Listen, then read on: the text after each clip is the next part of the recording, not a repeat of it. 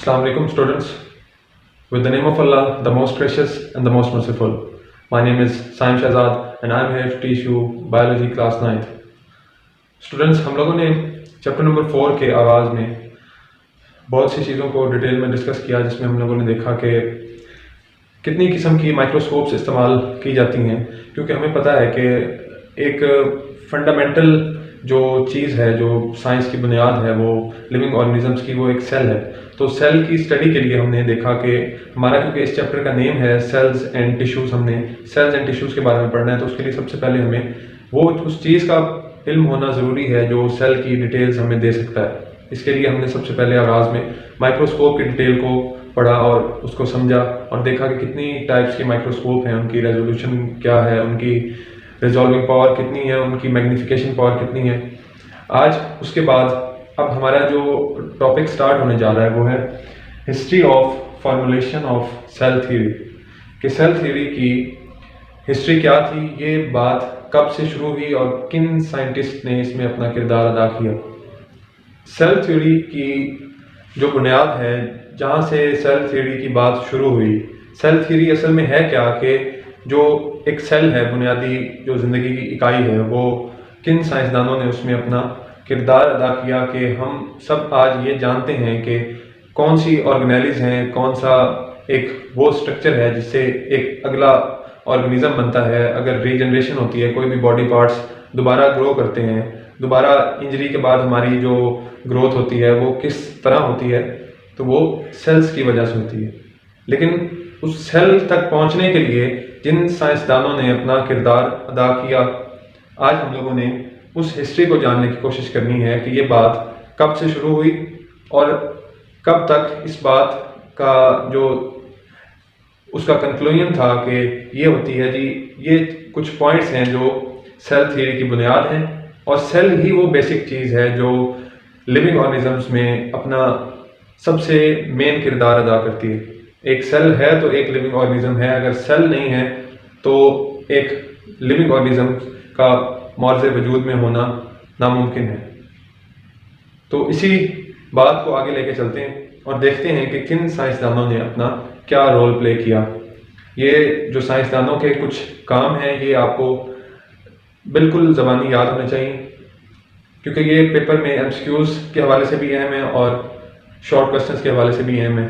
ना सिर्फ class 9th में बल्कि अगली क्लासेस में भी ये आपको बाद में भी पढ़ना पड़ेगा इसके बारे में, और इसके बारे में आपको चीज़ों को बाद में भी याद करना पड़ेगा। तो बेहतर है कि 9th क्लास से ही आपको ये चीज़ें अच्छी तरह समझ भी होनी चाहिए और आपको ये याद भी होनी चाहिए।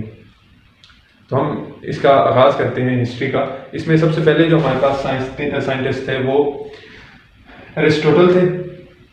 एरिस्टोटल ने क्या किरदार अदा किया अपना, ये वो साइंसदान थे एरिस्टोटल जिन्होंने सबसे पहले ये एक आइडिया दिया कि प्लांट्स और एनिमल्स में कुछ ना कुछ, कोई ना कोई चीज़ जो है वो कॉमन है, कोई ना कोई फंडामेंटल पॉइंट है एक जो प्लांट्स और एनिमल्स के अंदर कॉमन है। यहाँ से ये बात शुरू हुई एरिस्टोटल से। एरिस्टोटल ने सबसे पहले क्या कहा कि कुछ ना कुछ एक कोई ना कोई ऐसी इनमें कॉमन चीज़ है जो प्लांट्स में भी मौजूद है और एनिमल्स में मौजूद है। एरिस्टोटल से पहले कुछ ग्रीक साइंटिस्ट, कुछ यूनानी साइंसदानों ने नेचुरल वर्ल्ड के बारे में कुछ ना कुछ डाटा दिया था। उन्होंने नेचर के बारे में कुछ ना कुछ वजाहतें दी थी, कुछ ग्रीक साइंसदानों ने, कुछ ग्रीक साइंटिस्ट ने। लेकिन एरिस्टोटल ने सबसे पहले ये कहा था कि कुछ ना कुछ एक फंडामेंटल पॉइंट है जो प्रेजेंट है बिटवीन प्लांट्स एंड एनिमल्स। ये बात आपने याद रखनी है। इसके बाद नेक्स्ट पे देखते हैं कि रॉबर्ट हुक ने क्या किया। रॉबर्ट हुक की बात करने से पहले मैं एक और आपको यहाँ पे बात बताता चलूँ कि 17th सेंचुरी से कबल माइक्रोस्कोप का यूज़ नहीं था।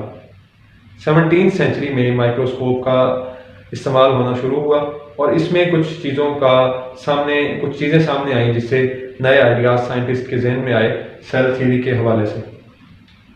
जब एरिस्टोटल ने कहा था कि कुछ ना कुछ फंडामेंटल पॉइंट है प्लांट्स और एनिमल्स के दरमियान, उस टाइम माइक्रोस्कोप का यूज़ नहीं था। 17th सेंचुरी से माइक्रोस्कोप का यूज़ शुरू हुआ और उसमें हमारे ये जो साइंटिस्ट हैं रॉबर्ट हुक, इन्होंने क्या किया, इन्होंने एक दरख्त की बार्क जिसको कॉर्क का नाम दिया जाता है उसको स्टडी किया, माइक्रोस्कोप पे उसको स्टडी किया। एक दरख्त की जिसको छाल कहते हैं, उसको बार्क को, वो क्या देखते हैं जब उसको माइक्रोस्कोप में स्टडी करते हैं तो वो देखते हैं कि कॉर्क टाइप स्ट्रक्चर उन्हें नजर आता है उस बार्क के अंदर। कॉर्क किसको कहते हैं? मक्खियों का जो छत्ता होता है जिसके अंदर छोटे छोटे सुराख होते हैं, इस तरह का अपने स्मॉल पोर्स, वो उसको कॉर्क का नाम देते हैं और वो देखते हैं कि उसके अंदर छोटे छोटे सुराख मौजूद हैं।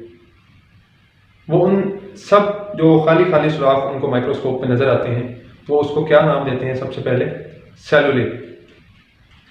और उस सेलुले से आज हमारे पास ये सेल का लफ्ज जो है वो पहुंचा है। वो कहां से पहुंचा है?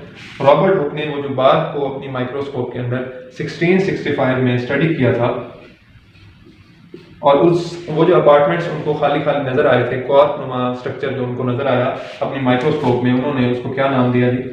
सेलुले। यहां से हमें सेल की बुनियाद मिली। कहां से? 1665 में रॉबर्ट हुक ने एक बार्क को स्टडी किया अपने माइक्रोस्कोप के अंदर और उसने देखा कि कुछ खाली अपार्टमेंट्स उसको नजर आ रहे हैं, कुछ खाली पोर्स जो कॉर्क नुमा स्ट्रक्चर में होते हैं वो उसको नजर आ रहे हैं। उसने उनको क्या नाम दिया? सेलुले। और इस सेलुले से हमें सेल का कॉन्सेप्ट मिला, सेल का लफ्ज मिला 1665 में रॉबर्ट हुक की इस रिसर्च पे से। इसके बाद रॉबर्ट हुक के बाद हमारे पास साइंटिस्ट आते हैं एंटोइन लीeuwenhoek। इन्होंने क्या किया? इन्होंने पॉन्ड वाटर जो एक तालाब का पानी था उसका एक सैंपल लिया, उसको माइक्रोस्कोप के अंदर उसको ऑब्जर्व किया अपने माइक्रोस्कोप के अंदर और क्या देखते हैं कि उस पानी में उन्हें स्मॉल क्रिएचर की मूवमेंट नजर आती है, टिनी क्रिएचर की मूवमेंट उस पॉन्ड वाटर के अंदर नजर आती है। उन्होंने उस टिनी क्रिएचर को क्या नाम दिया? एनिमल्क्यूल्स।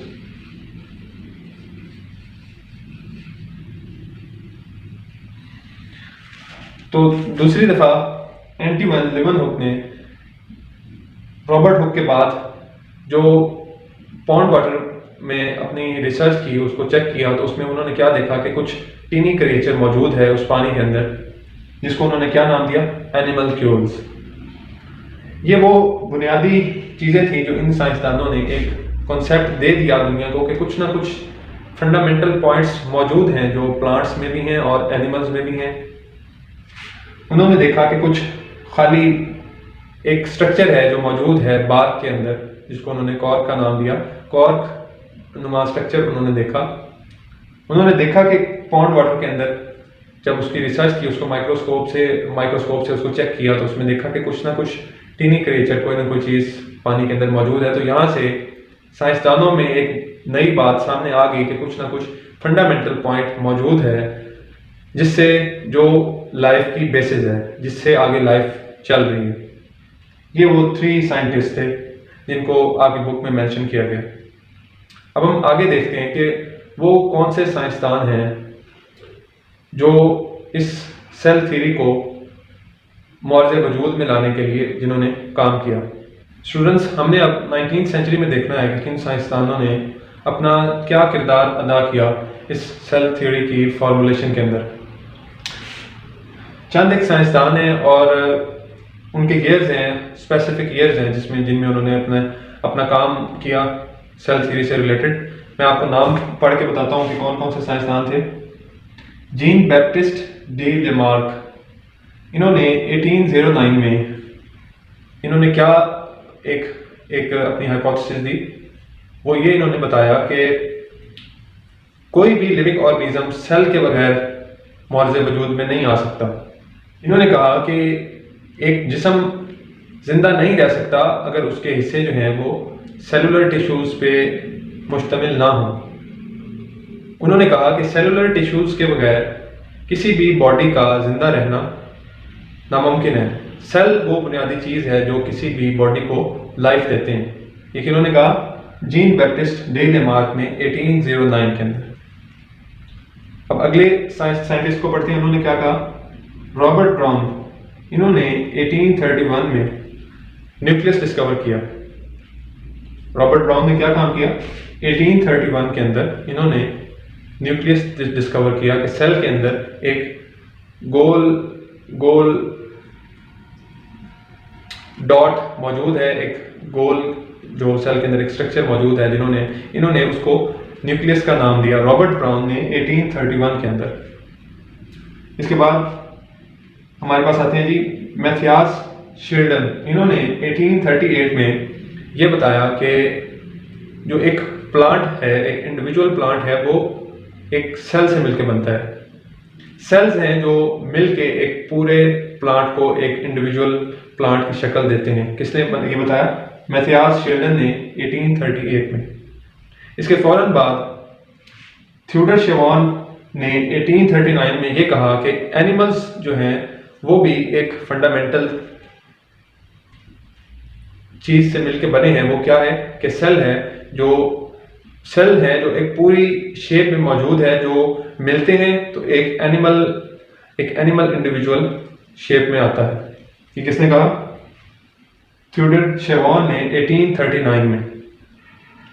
इसके बाद रुडोल्फ विर्चू ने 1855 में एक एक्सटेंशन ऑफ थ्योरी दी। उन्होंने बताया कि उन्होंने एक बात लिखी, वो क्या थी कि ओमनिस सेलुला ए सेलुला।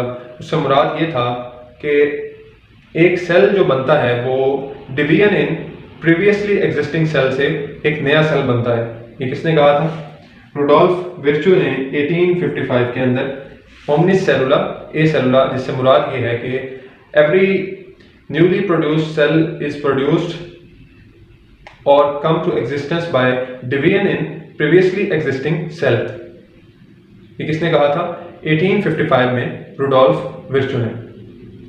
इसके बाद लुईस पास्चर ने 1862 में रुडोल्फ विर्चू की इस बात को सही प्रूव किया कि वाकई ही जो नए बनने वाले सेल हैं वो पिछले जो ऑलरेडी मौजूद होते हैं सेल, उनमें डिवीजन से एक नया सेल मौजूद वजूद में आता है।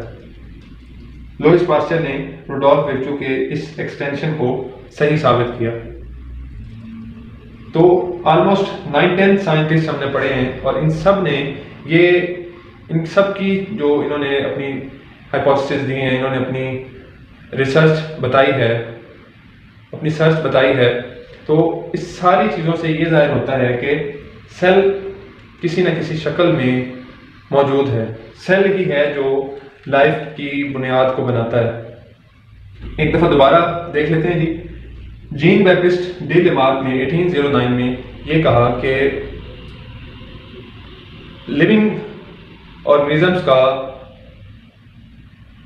एक बॉडी का जिंदा होना सेलुलर टिश्यूज के बगैर नामुमकिन है। रॉबर्ट ब्राउन ने 1831 में न्यूक्लियस डिस्कवर किया। मैथियास शील्डन ने 1838 में प्लांट का स्ट्रक्चर बताया कि प्लांट भी एक इंडिविजुअल प्लांट सेल के कॉम्बिनेशन से बनता है।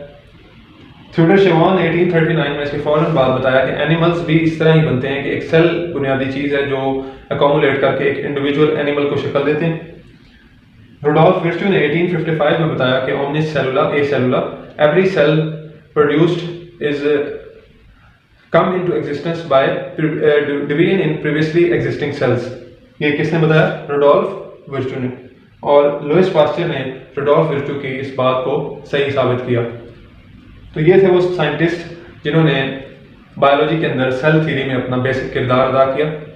अब हम वो 3 पॉइंट्स देखते हैं जो सेल थ्योरी के 3 पॉइंट्स हैं जो इस सारी रिसर्च के बाद हमारे सामने आए। सेल थ्योरी की हिस्ट्री को पढ़ने के बाद अब हम लोग उस पॉइंट पे पहुंचे हैं जहां पे हम लोगों ने वो 3 पॉइंट्स देखने हैं जो सेल थ्योरी को वाज़े करते हैं, जो सेल थ्योरी को बयान करते हैं। तो उसमें सबसे पहले हमारे पास जो पॉइंट है वो है कि all organisms are composed of 1 or more sales. के जितने भी ऑर्गेनिजम्स दुनिया में मौजूद हैं वो या एक सेल पे मुश्तमिल हैं या एक से ज़्यादा सेल्स पे मुश्तमिल हैं। हमने देखा था, क्योंकि साइंटिस्ट जितने भी हमने पढ़े हैं वो उन्होंने हर अपनी ऑब्जर्वेशन के अंदर सेल का किरदार अदा किया है। उन्होंने देखा है कि सेल है वो जो ज़िंदगी को बुनियाद दे रहा है, ज़िंदगी की बुनियाद बन रहा है। उसमें पहला पॉइंट ये है कि all organisms are composed of one or more cells. Second point है cells are the smallest living things, the basic unit of organization of all organisms। के सेल ही वो बुनियादी इकाई है जो जितनी भी organisation of all living organisms हैं, जो लिविंग ऑर्गेनिजम्स को एक ऑर्गेनाइज करता है, जो उनको ज़िंदगी बख्शता है, तो सेल ही वो एक बुनियादी इकाई है जो जितने भी ऑर्गेनिजम्स हैं, जितने भी ऑर्गेनाइजेशन ऑफ लिविंग ऑर्गेनिजम्स हैं, उनको बुनियादी उनकी इकाई क्या है?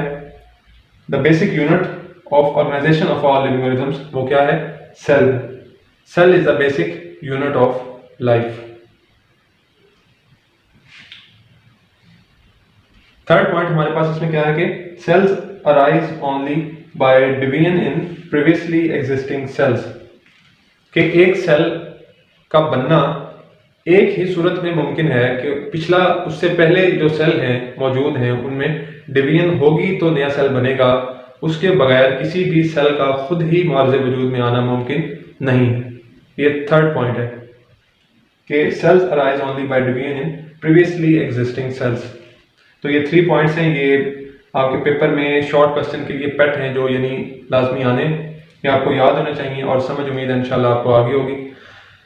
अगर आपका कोई क्वेश्चन है तो आप कमेंट सेक्शन में पूछ सकते हैं और उम्मीद करता हूं कि आप अगर इसको एक दफ़ा रीड करेंगे, सारे साइंटिस्ट ने जो काम किए और जो पॉइंट्स सेल थ्योरी के हैं, अगर आप इनको एक दफ़ा अच्छी तरह रीड करेंगे मेरा लेक्चर सुनने के बाद, तो इंशाल्लाह आपको ये कभी भूलेंगे नहीं और याद रहेंगे। साइम शहजाद को इजाज़त दीजिए। अल्लाह हाफ़िज़।